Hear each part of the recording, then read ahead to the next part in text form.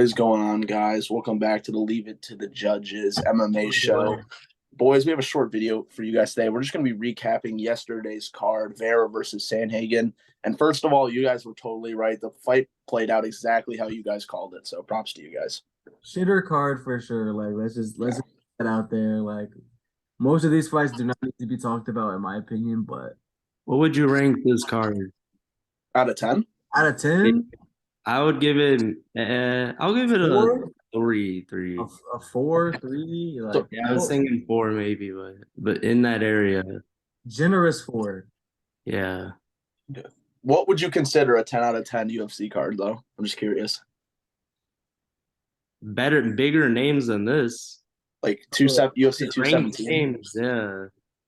Just more interesting matchups as well. Like, I feel like a card that has 2 title fights, and then like if that third fight is like a fan favorite, you know what I mean? Like I feel like that's a pretty stacked card.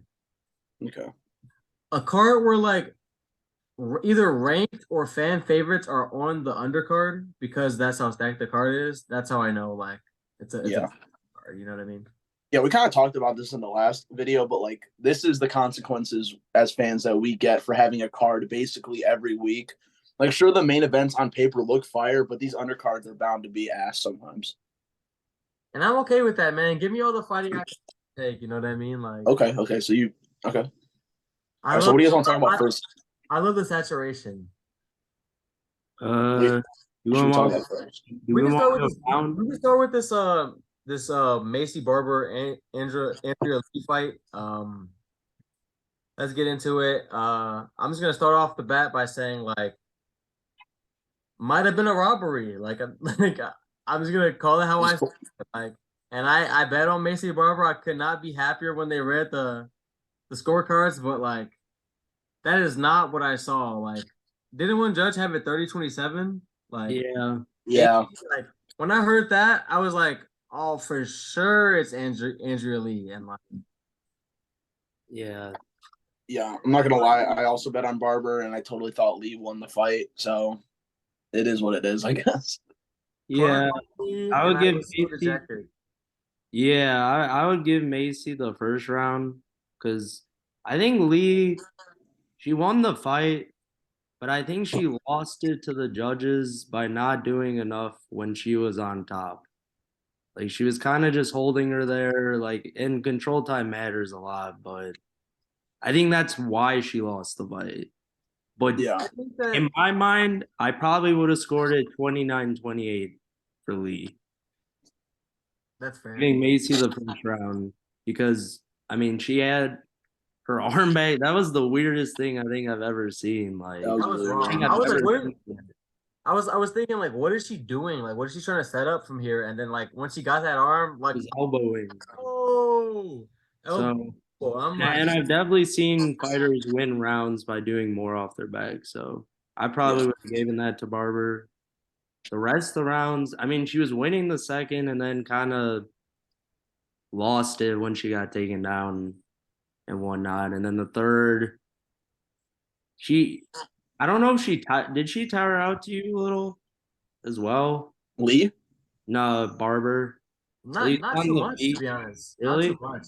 I thought I a will little say off the feet. I thought she was lethargic in the third. A I little. will say though, Macy Barber's takedown defense seemed very weak to me. I don't know. Yeah, I was surprised by that actually. I thought She was taken down very easily. I feel like she had more like too much confidence in her ground game, I guess. It didn't seem like she was urgent to keep on the feet. And even like when like I think what was it the second round that she just like had like a minute 30 and she was laying her back kicking it at the knees instead of like making herself get up. Like I thought was thing to me. I was like, you're appeasing her up on the feet and you won't get up. Like, what are you doing? Yeah, the fighter IQ was not great. I thought she was doing well on the feet, and she would just get into those clinch situations for no reason and try to get her own takedown at times. I think when you look at the total strike differential, like the fact that Macy Barber is up on the total strikes, given how much control time Andrea Lee had, like that's just like the perfect representation of the fact that Andrea Lee was not doing shit on the ground, and Yeah, like it cost That's a her. good Let's point. just be real. it I mean, cost her the fight. I I thought she think won. I also think that she won, but I think that it should be a lesson to fighters. Like you have to work down there. Personally, I think that that control time should matter if you're working. Like I don't care if you're like landing like little rabbit punches down there, but you need to be active. I do not Mhm. the nut hugging like the hold and pray strat. You know what I mean? Mhm. I do not think it should be rewarded. Like 3 minutes of control time, but like when you guys were both on the feet, like you were getting pieced up like significantly, like you should lose that round today if you're not doing anything with that control time. Personally, Yeah, Yeah, 100%. But anyways, this was a pretty, all things said, it was actually a pretty entertaining fight. Let's move on to the next one. We'll go really quickly over this one. Didn't this guy come in on a short notice? Lingo. you Yeah. know, yes, I think that Yes, he was. Alex Caceres was the original fight. Yeah, he was supposed to fight Caceres. Lingo. He was supposed to have a fight. I think I want to say last week that fell through. So makes sense, I guess. I That he mean, was. at least he was in shape. Yeah, I mean, overall the fight I thought was somewhat even. It was pretty evenly matched on the feet for the most part, but Yeah. I would say the difference was Nate. He had more tools Yeah, Yeah. in his arsenal. he had a much more varied attack. Lingo was kind of like cracking him in the first round, but it was pretty apparent that like if Lingo didn't knock him out like early, that like that was how the fight was gonna go. Like Nate was not gonna stop. He's a four pressure fighter. He's a pressure fighter. Like it was bound to get bad for Lingo. Like the further that the fight went on. Yeah, Lingo was much more of a one-dimensional fighter. Most of his offense was strictly boxing, not a lot of kicks or grappling attempts. And Landwehr, he was the opposite. He was kind of, like you said, he was getting cracked, but he was throwing a much more variety of set of strikes. Deep kicks to the body were huge for tapping that gas tank. Like the leg kicks were decent. Like Yeah, the overall, head kicks in the second round. Yeah. The head kicks are huge. I thought that was he mixed them in well. He mixed them in well. definitely. Did he put him? Did he knock him down and then get the sub, or I kind of forget what happened, or did he take him down and just get it? Um, I don't remember. I know didn't he head kick him and he was like wobbly. Yeah, that's what I thought I happened. think so. I don't know if I don't think he fell down from that. I think maybe like probably a takedown. Like he was rocked and just kind of took him down. I believe. Yeah, okay, okay. All right, but anyways, Lanier is usually in pretty entertaining fights. A good dub for him. Let's move on to the co-main event: Holmes versus Santos. Really dominant win for Holmes. Her best win in a while. I'm not gonna lie, Santos didn't look too great, but shout out to Holly. Where did he get a hundred? Okay, wait. 100. Yeah, well, I'm Yeah, looking at that. where Like, I don't know where the that's 120 yeah, strikes I came. don't actually know either. That's crazy. That might just be rabbit punches off the ground or some shit. Like, I guess, yeah, those little like Yeah, I mean, overall, I think it was a big mismatch, in my opinion. I thought this would be an easy fight for Holly Holm. More on the feet. I was impressed by her takedowns and control. I yeah. thought she was gonna get this up for a second there. yeah, I definitely did the first. It would have been the first of her career, and I would have been sick about it because I I definitely would had my parlay home by decision, and so like this is. Let me just address this shit while we're talking about it. While we're on the fucking topic, like this is why I don't fuck with fucking Herb Dean, bro. Herb Dean would have stopped that fight, and you know it. Wait, like When Oh, she was on top, yeah, what was it? What was it? Herzog in there, I believe. I don't know. I think it was Herzog, but like, shout out Jason Herzog for letting that shit continue, man. Because damn it, like Herb Dean be pissing me with the early stoppages, man. a preview for y'all. He'll be up in my rankings. He'll be more up to towards the top. Wait, Okay. who Herzog? Yeah, yeah. Yeah, for Herzog. sure. He'll be I up. fuck with him.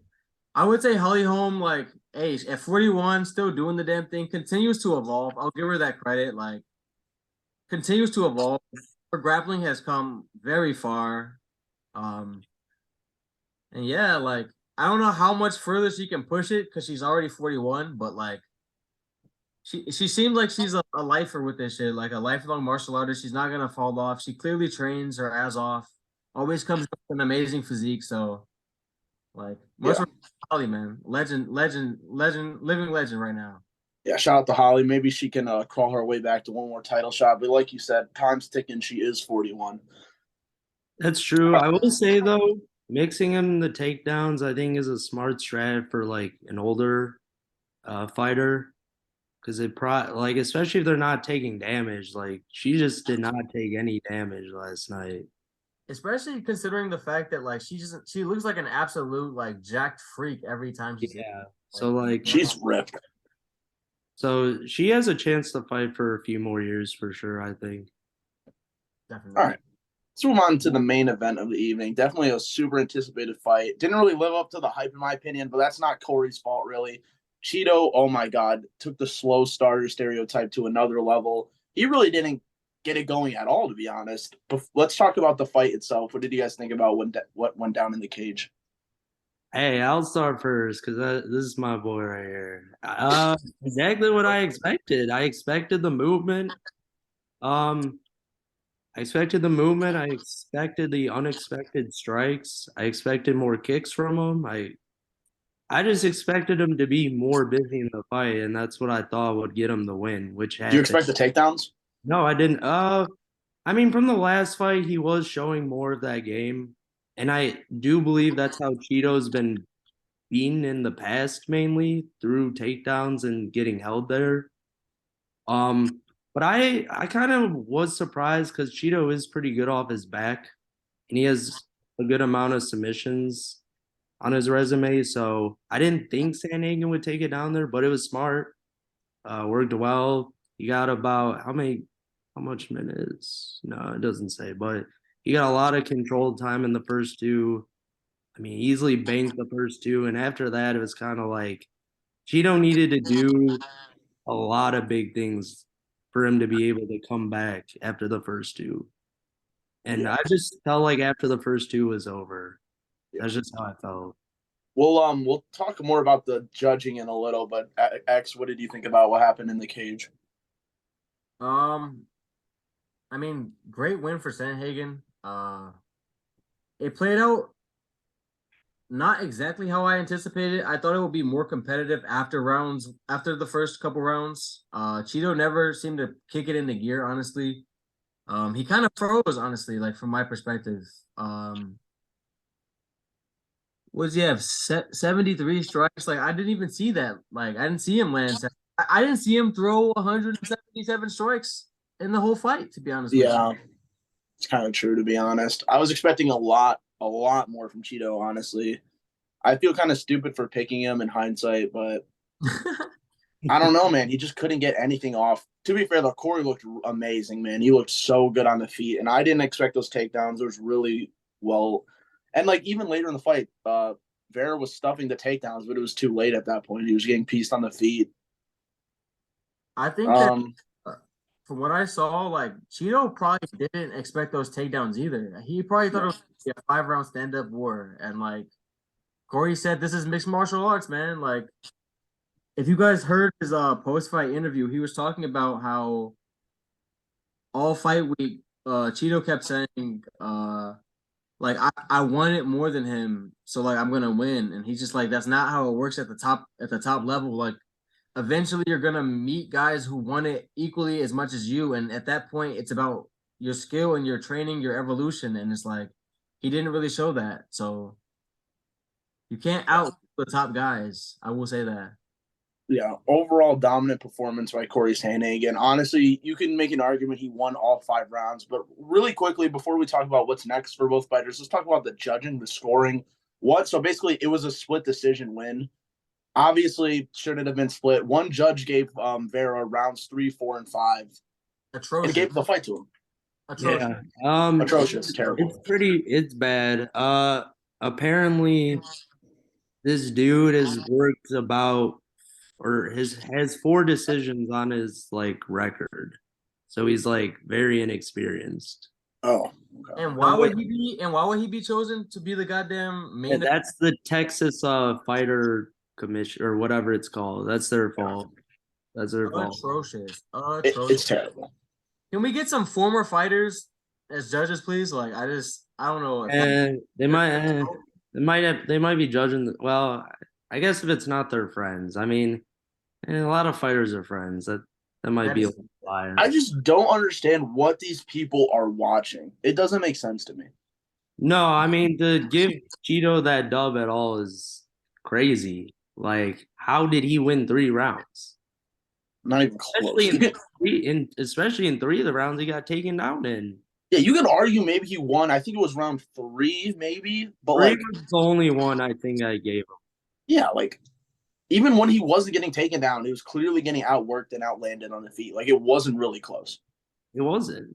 And props to Sandhagen for like staying aggressive throughout the whole fight. He could have coasted and maybe allowed Cheeto to like, get some momentum going. But no, he will back up and then right back in Cheeto's face. Like I think that is one thing that I did not expect. I expected Sandhagen to be fighting more like moving laterally and moving back, like you know what I mean, like technical striking. But he kind of marched forward on Vera all fight, honestly. Like, I don't know what that strat was from Cheeto. It just seemed like he wasn't there tonight. And, like, he'll be back. He's only 30. Like, yeah. He'll learn from this. But, like, I think he had trouble because of the movement, though. Like, Sandhagen was marching forward, but he was going a lot side to side. And I don't think Cheeto, like, understood how to beat it. Yeah. Like, he couldn't find his opening. Yeah, he wasn't marching forward, but he was like, he would back up and then attack forward. Yeah, I know. Yeah. And attack forward. And it's just like, where was Cheeto attacking forward except for like the last 15 seconds of the fight? Like, I just didn't see it. So, yeah, actually, yeah, Marlon should have been on that, like, at least after round 2. He should have just been marching forward. Just making it a dogfight, because that's how you beat technicians. You make it a dogfight.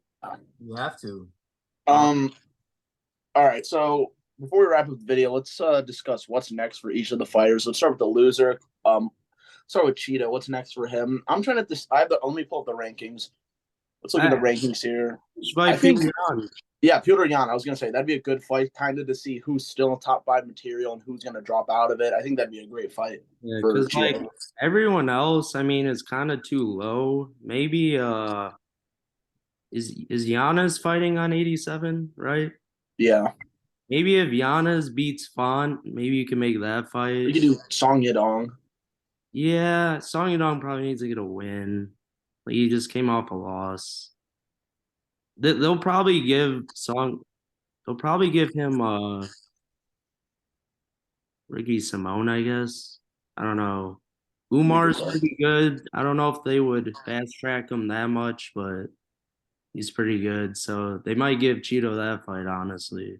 From what I just saw, Yan would beat the shit out of Cheeto Vera and probably finish him if he fights like that. Oh, interesting. Yeah. If he fights like that, I'm saying, like, not like in general, but just like if he fights the way he fought, like Yan has dynamite in his hands to be like getting like marched down like that. He does. I would, yeah. I mean, I guess matching him up with Yan, if not, like, yeah, Ricky Simone, probably. I kind of think he has to defend his position now, like, you know what I mean? Yeah. After a loss like that, you have to give an up and coming guy like that spot. He's gonna move. Where's he gonna move down? Probably 4 or 5. Yeah, probably 5. Probably 5. He's not dropping past Font. That's for sure. Yeah. So, all right, what's next for the winner? For Sandhagen, I see 3 options. I see O'Malley, the call Marab. I heard Marab. He called out Marab. No, he did. He's in the building. I feel like that fight makes sense though to me. Dana I think Dana personally is gonna try his best to fuck Marab over by like getting him out of there because Dana really hates when like people refuse to fight their friends. Okay. Publicly stated that, and he always says like, I just don't think it's a good idea, but like really like part of me thinks that Dana's petty enough to like kind of make it a bad idea. You know what I mean? I feel like Dana would want to like give him a bad fight, make him lose, and then like prove that point. Well, So so you think he gives him Sandhagen? yeah, I would say like yeah, Rab gonna have to like keep fighting up there. Like he's not gonna be able to wait until Aljo leaves the division. He's gonna have to keep fighting killers. And I think that Dana White will keep putting him against killers just to like prove that point to him. You know what I mean? Like Yeah. Yeah, I feel. I mean, what about O'Malley? What do you think? What do you guys think? I just don't see it. I don't see it. I think Dana White actually doesn't want him to fight Sandhagen. Like a tall, lengthy guy like him who's like a dynamic striker. I mean, I'm not saying Sean wouldn't win the fight because he's dynamic as well. That might But be like the most interesting striking battle that like the division can produce right now, honestly. no, Oh, that's true. That'd be a good 100%. fight. But I don't. I think They want. Dana wants Sean to go up against the worst strikers. I think that's what he wants. I think O'Malley is pretty much locked in to get the winner of the title fight at this point. I think it's what the UFC wants,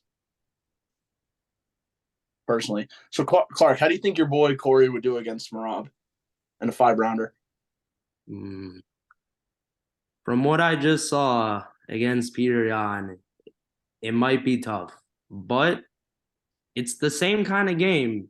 Peter Yan, a lot like Cheeto, just stands there and they do the show up thing when someone's coming forward. Corey Sandhagen will not be doing that, and he will be doing the same movement.